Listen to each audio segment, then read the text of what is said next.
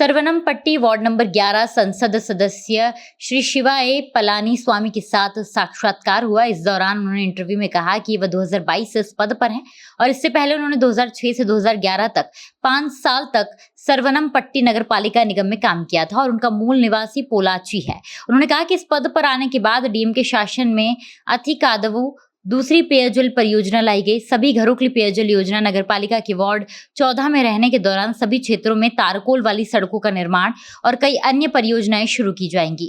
लोगों की मदद के लिए आयोजन किए जाए।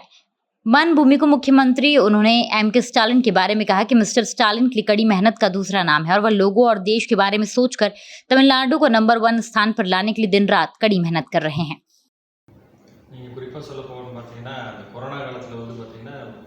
கொரோனா தடுப்பூசி போடுறதுக்கு இந்த பகுதியில் வந்து சரியான ஒரு மையம் இல்லாமல் இருந்துச்சுங்க.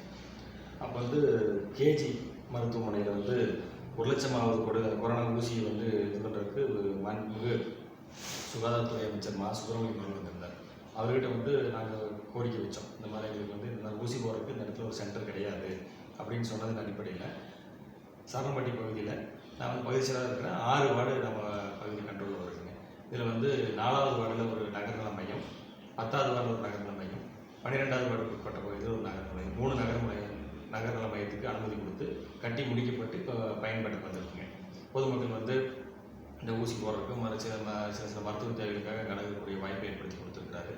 அதே மாதிரி கொரோனா ஊசி பார்த்தீங்க அப்படின்னா உங்களுக்கு தட்டுப்பாடு இல்லாமல் எல்லாத்துக்கும் அந்த பள்ளிகள் ஏற்பாடு பண்ணி முகாமில் வந்து சிறப்பாக செயல்பட்டதுனால தான் வந்து கொரோனா கட்டுக்குள் கொண்டு வர முடிஞ்சது. அது மக்கள் அனைவருக்குமே தெரியும்.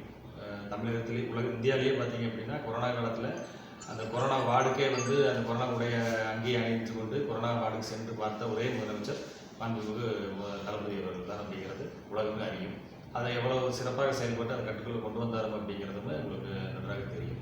இப்போ மக்களுடன் முதல்வர் திட்டம், மருத்துவம், வீடு தேடி மருத்துவம் இதெல்லாம் இருக்குல்ல, இது மூலமாக இங்கே பயனடைஞ்சவங்க நிறைய பேர் இருப்பாங்க இல்லையா சார்?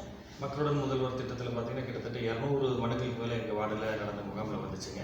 அதில் வந்து கிட்டத்தட்ட தீர்க்கக்கூடிய பிரச்சனைகள் இருந்தது. அந்த வரி பெயர் மாற்றம் மற்றும் அந்த வரி உயர்வு இருந்த பிரச்சனைகள் இது எல்லாமே வந்து உடனடியாக சரி செஞ்சு கொடுத்துட்டோம். அதே மாதிரி இபி பொறுத்த வரைக்கும் பார்த்திங்கன்னா ஒரு 10 மனு வந்துச்சு. மின் கம்பங்கள் மாற்ற வேண்டியது அப்படிங்கிறதெல்லாம் இது பண்ணாங்க. அது எல்லாம் உடனடியாக சரி செஞ்சு கொடுத்துட்டோம்.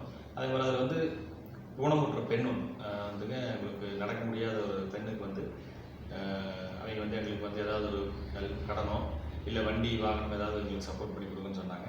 அதன் அடிப்படையில் வந்து பார்த்திங்கன்னா அந்த பொண்ணுக்கு வந்து ஸ்கூட்டி ஒன்று பெற்று